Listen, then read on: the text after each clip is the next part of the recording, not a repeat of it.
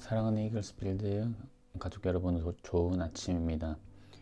이 아침에도 주님의 말씀을 묵상하고 또 기도하고 우리 삶을 살아갈 때 하나님의 새로운 은혜가 우리 삶 가운데 또 새롭게 주어지기를 기도합니다. 2023년 10월 10일 화요일 아침입니다.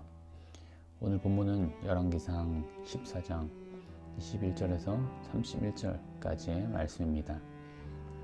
솔로몬의 아들 르호보암은 유다 왕이 되었으니 르호보암이 왕위에 오를 때에 나이가 41세라. 여호와께서 자기 이름을 두시려고 이스라엘 모든 지파 가운데에서 택하신 성읍 예루살렘에서 17년 동안 다스리니라. 그의 어머니의 이름은 나아마요 암몬 사람이더라. 유다가 여호와 보시기에 악을 행하되 그의 조상들이 행한 모든 일보다 뛰어나게 하여 그 범한 죄로 여호와를 노엽게 하였으니 이는 그들도 산 위에와 모든 푸른 나무 아래에 산당과 우상과 아세라상을 세웠습니다. 그 땅에 또 남색하는 자가 있었고 여호와께서 이스라엘 자손 앞에서 쫓아내신 국민의 모든 가증한 일을 우리가 본받아 행하였더라.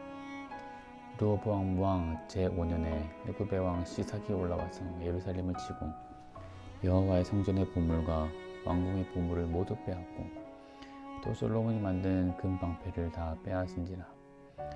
르호보암 왕이 그 대신 노수로 방패를 만들어 왕궁 문을 지키는 시위대 대장의 손에 맡김에 왕이 여호와의 성전에 들어갈 때마다 시위하는 자가 그 방패를 들고 갔다가 시위소로 도로 가져갔더라.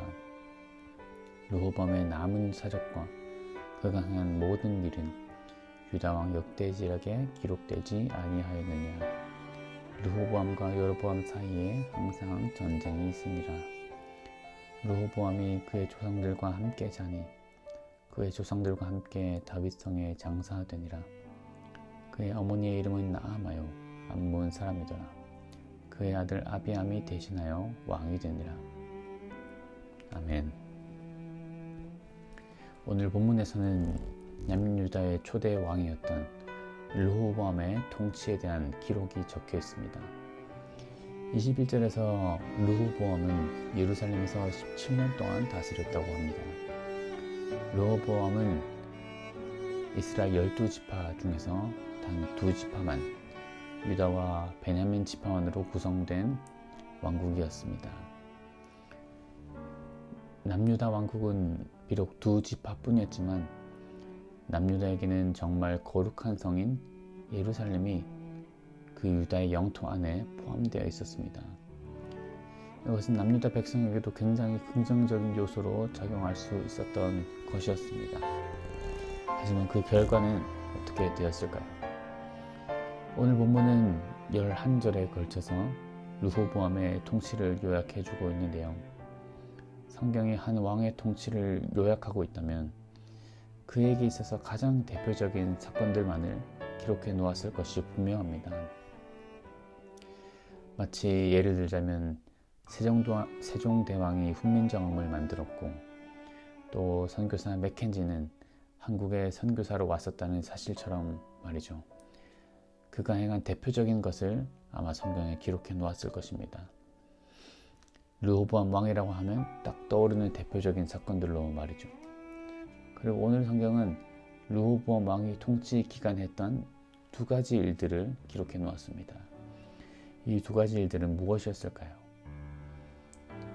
22절부터 24절까지의 말씀이 르호보암이 한 일 중 그 2가지 일 중 첫 번째 일이었습니다. 이렇게 기록되어 있습니다. 유다가 여호와 보시기에 악을 행하였는데 그의 조상들이 행한 모든 일보다 뛰어나게 하여 그 범한 죄로 여호와를 노엽게 하였다고 이렇게 평가합니다. 여호와를 노엽게 할 만큼 그 조상들이 행한 죄보다 더 많은 죄를, 더 악한 죄를 저질렀다고 말하는 것이죠. 어떤 죄냐 하면 23절에 기록되어 있기를 산당과 우상과 아세라상을 세웠고 24절에는 남색하는 자가 있었고 또 여호와께서 쫓아내신 이방민족의 관습을 그대로 본받았다고 이렇게 기록되어 있습니다.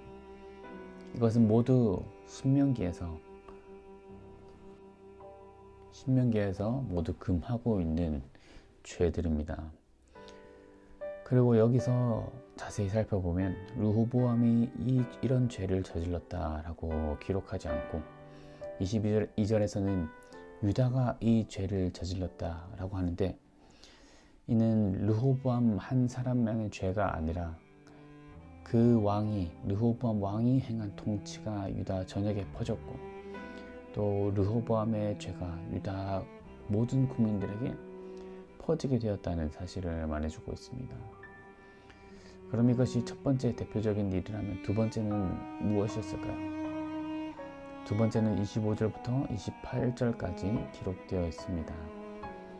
르호보암이 다스린 지 5년째 되던 해에 애굽의 왕 시삭이 예루살렘을 침략합니다.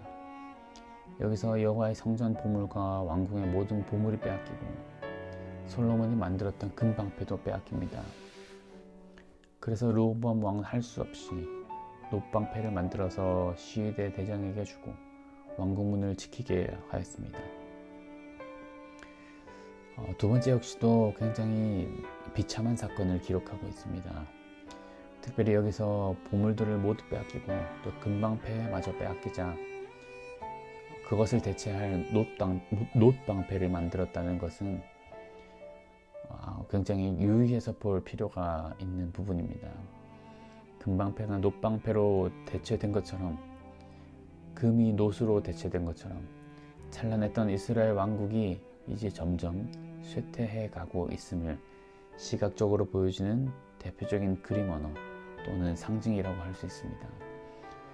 금방패로 지켰던 왕국 문을 놋방패로 지키게 되었으니 그만큼 그 나라의 힘이 약해졌음을, 또 뿐만 아니라 영적으로도 약해졌음을 뜻하는 것이죠.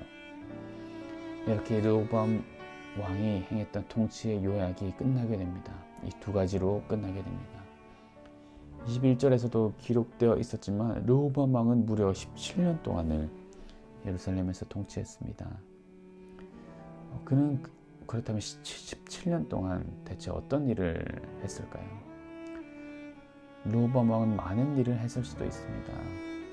어떤 큰 건물을 지었을 수도 있고, 큰 성을 지었을 수도 있고, 아니면 외교를 잘했을 수도 있고, 아니면 국가 경제를 성장시켰을 수도 있고, 또 복지 정책을 잘 펼쳤을 수도 있습니다.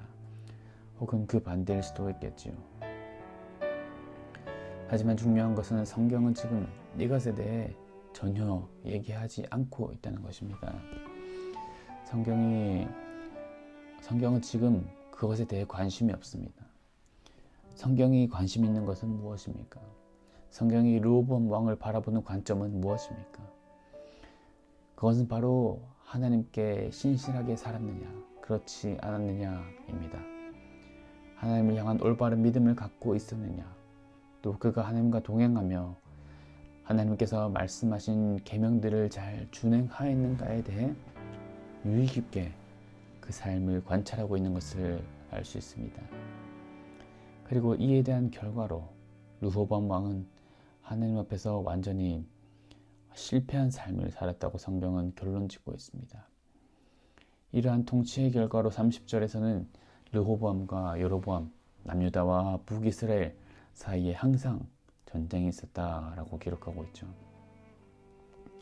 이것은 굉장히 처참한 평가가 아닐 수 없습니다. 그런데 성경이 지금 우리에게 말해주고 싶은 것은요, 하나님이 우리의 삶을 바라보시는 기준도 이와 같다는 것입니다. 우리가 이 땅에서의 삶이 모두 끝나고 주님 앞에 갔을 때 주님께서 우리의 삶을 간단하게 요약하신다면 어떻게 말씀하실까요? 우리가 돈을 얼마나 많이 벌었는지, 어떤 위대한 업적을 쌓았는지에 대해 말씀하실까요? 오히려 그것보다 하나님은 얼마나 하나님과 신실하게 동행하며 살았는지에 대해 관심이 있으시다는 것입니다. 얼마나 하나님의 말씀을 지키며 살려고 노력하였는지, 또 우상으로부터 멀어져 있었는지를 지켜보신다는 것이죠. 그렇다면 우리가 앞서 르호보암의 인생과 그에 대한 하나님의 평가를 보았을 때 우리는 어떤 것에 초점을 맞춰서 우리의 삶을 영위해야 할까요? 무엇의 가치를 두고 우선순위를 두고 살아가야 할까요? 네, 하나님께 신실한 삶, 죄로부터 멀어지는 거룩한 삶을 살아가는 것입니다. 이것이 우리가 살아가는 가장 첫 번째 목적이 되어야 하는 것이죠. 미가서 6장 8절에는 이렇게 기록되어 있습니다. 사람아, 주께서 선한 것이 무엇임을 내게 보이셨나니 여호와께서 내게 구하시는 것은 오직 정의를 행하며 인자를 사랑하며 겸손하게 내 하나님과 함께 행하는 것이 아니냐. 이 말씀을 함께 기억합시다. 정의를 행하며 인자를 사랑하며 하나님과 함께 행하는 삶, 그것이 우리의 제일 된 목적이 되어야 할 줄 믿습니다. 날마다 십자가 앞으로 나아가 나의 죄를 회개하고 우리에게는 그리스도밖에 의지할 분이 없습니다 라고 고백하는 그런 삶, 그것이 바로 주님께서 기뻐하시는 삶이라는 것입니다. 하나님과 함께 동행하며 그 말씀을 지키려고 하며 또 실패할 때라도 계속해서 우리를 구속하신 그리스도의 은혜를 바라보는 그런 삶을 살아감으로 말미암아 마지막 날 주님 앞에 섰을 때 하나님께로부터 칭찬받고 하나님의 기쁨이 되는 모든 성도들 되시기를 주님의 이름으로 축원합니다. 기도하겠습니다. 주님 감사합니다. 오늘 르호보암 왕의 통치와 그 17년간의 삶과 또 하나님의 판단을 우리가 보게 하시니 감사드립니다. 주님께서 우리를 향해 관심 있으신 것은 우리가 얼마나 위대한 업적을 이루었는지, 얼마나 돈을 많이 벌었는지 이런 것들이 아니라 주님과 얼마나 동행하며 살았는지, 그 말씀을 얼마나 신실하게 지키며 살았는지에 관한 것임을 깨닫게 하여 주시니 감사드립니다. 우리 또한 그렇게 살기를 원합니다. 주님, 거룩한 삶을 살아감으로 말미암아 죄에서부터 멀어지게 하여 주시고 또 날마다 십자가를 묵상함으로 말미암아 우리 안에 있는 죄를 다시 새롭게 바꿔주실, 깨끗하게 바꿔주실 그 주님을 의지하는 삶을 살아갈 수 있도록 도와주시옵소서. 그래서 훗날 마지막 날에 주님 앞에 섰을 때에 주님과 함께 동행한 삶을 살아노라 라고 고백하는 우리 모두가 될 수 있게 도와주시옵소서. 감사드립니다. 오늘 하루도 우리와 함께 하실 주님을 찬양합니다. 예수님 이름으로 기도드렸습니다. 아멘.